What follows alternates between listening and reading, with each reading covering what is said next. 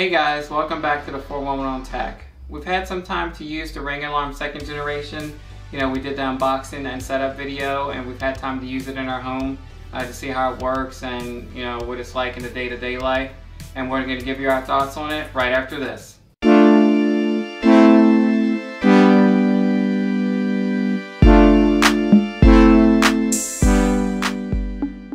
The Ring Alarm Generation 2 comes in a few bundle packages. You can get a kit containing either 5-piece, 8-piece, 10-piece, and 14-piece.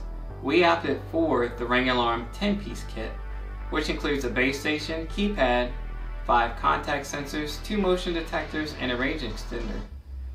You can also mix and match sensors from the 1st and 2nd generation Ring Alarm. However, since we are coming from ADT, we only had a Ring doorbell that we could integrate with the Ring Alarm. Other items can also be added a la carte if you need more contact sensors or motion detectors down the road. You can also add flood and freeze sensors and smoke and carbon monoxide sensors as well. Then there are third-party devices that work with Ring, from smart locks to water shutoff valves. Those can be found on Ring's Works with Ring page. We'll leave a link in the description of this video. Like I mentioned before, our kit came with a base station, which is the central hub of the whole system, the brains of the operation if you will. It houses a 104 decibel siren that is loud enough to hear from outside the house. If you opted for the Ring Protect Plus monitoring plan, you can take advantage of cellular backup, where if your base station loses connection to the internet, a cellular backup system kicks in and will allow the system to continue monitoring your home. Next, it comes with a keypad, which is backlit and can be wall mounted or sit on a tabletop. There are dedicated buttons for police, fire, and medical. These emergency services can be summoned by holding the respective button for 3 seconds. You can also assign temporary key codes for temporary users like visiting friends or relatives. In our bundle, we have 5 contact sensors that can be mounted to things like doors and windows. They have an indicator light on them that activates when a door or window is open. The batteries in them are good for up to 3 years. The contact sensors need to be within 250 feet of the base station or else they won't connect to the base station. So keep that in mind if you plan to get this kit when you are setting it up. Then the 2 motion sensors are included that have various sensitivity settings for motion, which is nice. Lastly, we have a range extender which amplifies the distance between the base station and the sensors by another 250 feet, which is convenient when setting up Ring Alarm in bigger homes. Now let's talk about getting it installed. Installation is pretty simple. The manual that comes in the box has detailed instructions with pictures, and if that's not enough, the app will also walk you through step by step, including videos on where and how to install the equipment. The base station can be placed on any flat surface that is close to a power outlet, as you do need to plug in the base station for it to be powered. You can also mount it to the wall if you prefer. However, you will need to source your own mounting hardware, as Ring did not provide any in the box. On the back of the base station, there are 2 holes to slot the screws in and a cable management channel, so you can tuck the cable away and the unit will lay flush to the wall if you choose to mount it. We opted to hardwire our base station via the included Ethernet cable, so we just set ours next to the router. The keypad is the same story. You can just place it on a flat surface, ideally somewhere close to your door, or you can mount it to the wall. Ring does provide a mounting bracket and hardware to mount the keypad.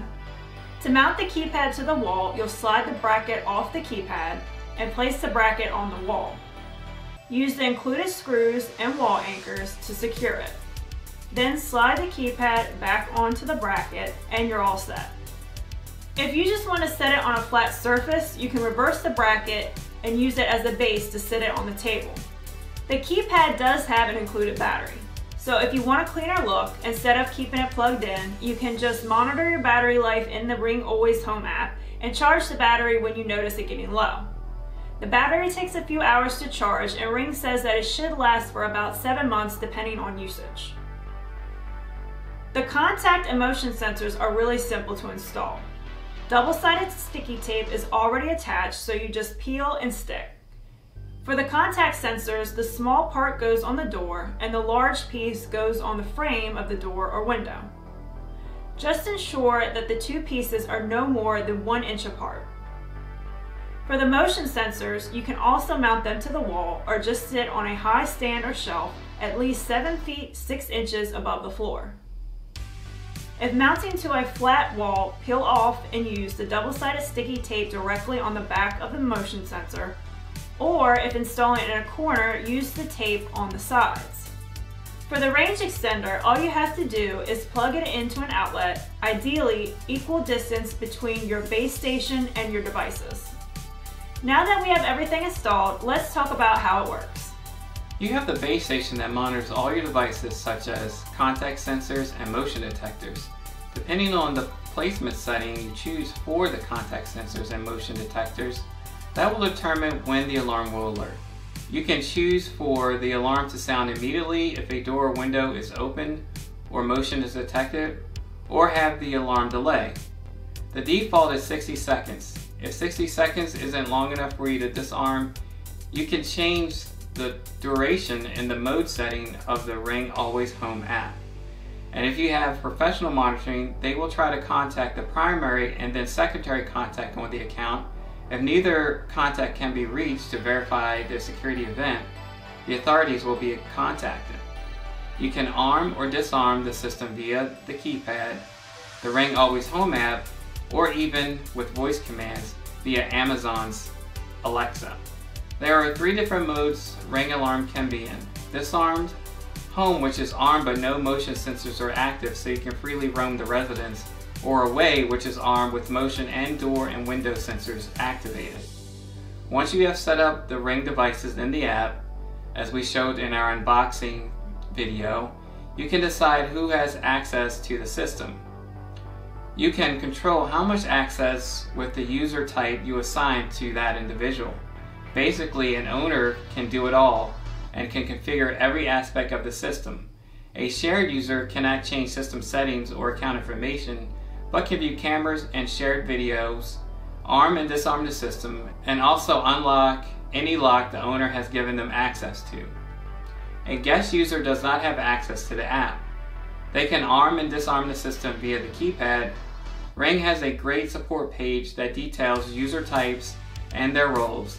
The link will be in the description of this video. Let's talk about how to operate the Ring alarm from the Ring Always Home app. In the Ring Always Home app, the 3 army modes are right at the top of the app, so very easy to get to. Anytime you change the arm mode, you get an audible announcement from the base station and a notification on your phone. There is also history for devices such as contact sensors and motion detectors, so you can see when the doors and windows were opened or when motion was detected. Also on the home page, you can tap on the alarm and that will show you a list of all your alarm devices. Tapping on a device allows you to access and customize a number of settings. For example, you can change the sensitivity level of the motion sensors. The low detection is designed for multiple or larger pets to high detection, which is designed for no pets.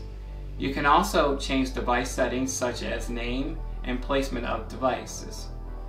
You can customize notification from devices. For instance, you can get notified if a sensor is opened or closed. If your phone's battery dies, you can access your account through Ring's online portal and control the Ring alarm from there.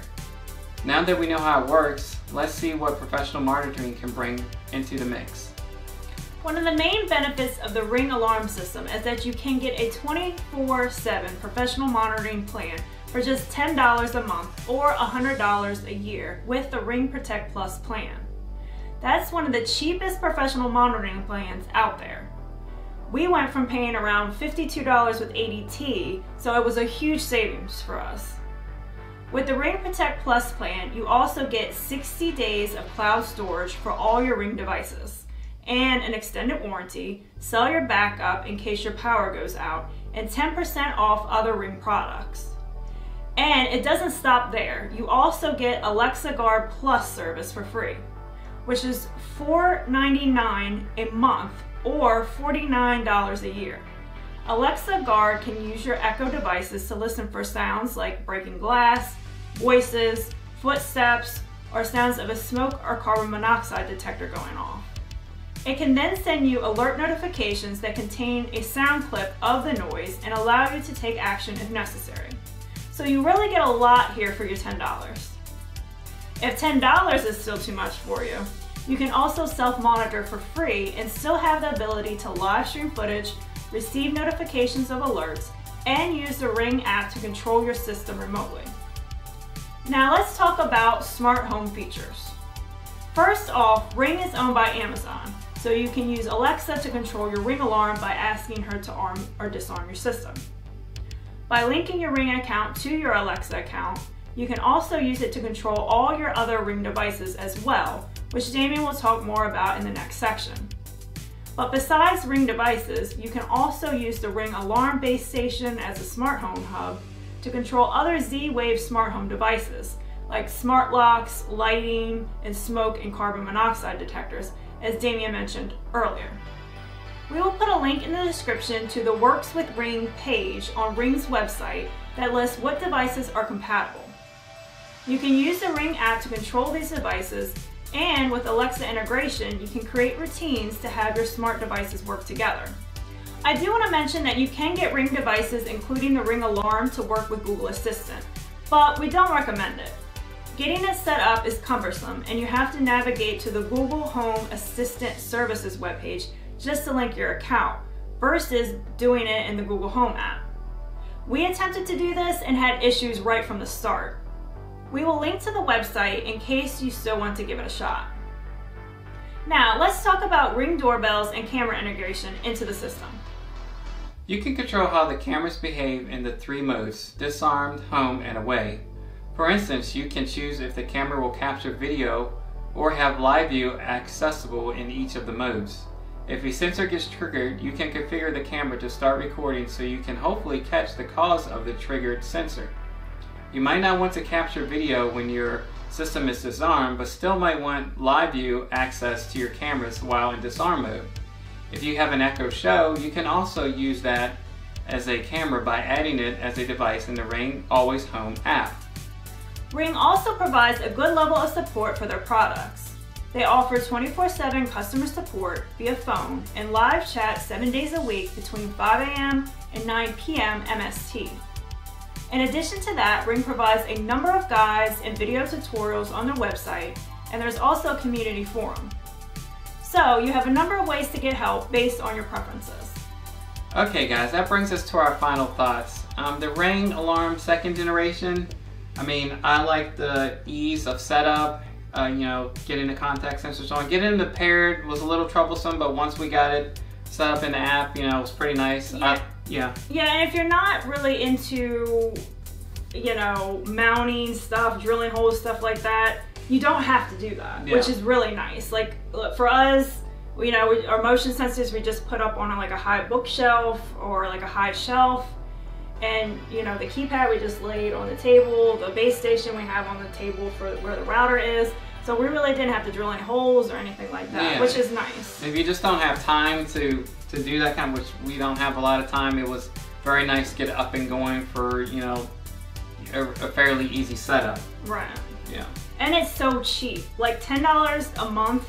You get the professional 24/7 monitoring, you get the extended warranty, you get 10% off products. We just bought another security cam, and I forgot that we even had that, and then I got 10% off, so that was a nice surprise.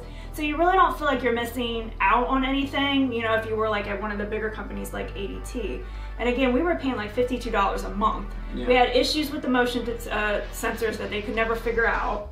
And so, it's like what are we paying for? Yeah. And I really like the way you can tailor what the sensors do, what the motion detectors do, in the different modes, the disarm, the armed, or the disarm, the home and away, what each thing does, like when you want video to record, or when you want access to live view, if you want the alarm to go off immediately or you want a delay, those are the kind of things you don't really get with ADT. Yeah, super customizable. Yeah, super customizable. You can pretty much customize anything. Yeah, and it's expandable. Like we need to, probably add carbon monoxide sensors and replace our smoke detectors with ones that are integrated into the system. So it's pretty nice. And we also probably are going to add like a floodlight camera, get that added to the system. So overall, the ease of setup. Once you get all your devices, we had a little problem with the setup, but when I mean setup, installing, the stick-on, that was easy. Yeah. To do, and then all the customization and being able to access that via your phone or the web portal, it's nice. If you don't happen to be around your phone or your phone is dead, so. I mean, I've been pretty pleased with it so far. Yeah, and I like the design of it too. Like it's very, sleek, nothing fancy or anything like that, but it doesn't look dated like some it fits other, in. Like ADT, some of our stuff kind of looked a little dated. Yeah. But yeah, I mean, overall, I really like it. I think it was a great purchase, and I think it'll be a good solution for us going forward. Yeah, the app is easy to use, pretty intuitive, and they Alexa, you can use Alexa, and they have a bunch of help on their webpage, like written tutorials, video tutorials, and it's a pretty slick system. Of course, they have the Amazon backing, so you have all that behind it. It's been pretty good. So what score do you give it? I'm probably gonna give it. Probably going to get it at 8.5, just because we just had a little bit of trouble setting up the devices to get into the sync, but then everything else it's been great. Okay, I think I give it a 9. Yeah, it was a little troublesome with the setup at times, and we go through the setup in a previous video that we did. We'll link it in the description. But I mean, I feel like maybe not everybody might experience that, so I don't want to necessarily ding it for that. Just the fact that it's so cheap and it was so easy to install, and it works, with no problem. We haven't had any problems with it, and the integration is great. So I give it a 9. Yeah, and then there was some issue with the security, privacy of it, but now they have the 2-factor authentication, and that's has improved that on that front. So yeah. Pretty pleased with that, and so that's our video for this time, guys. We hope you like it. Hope it was informative.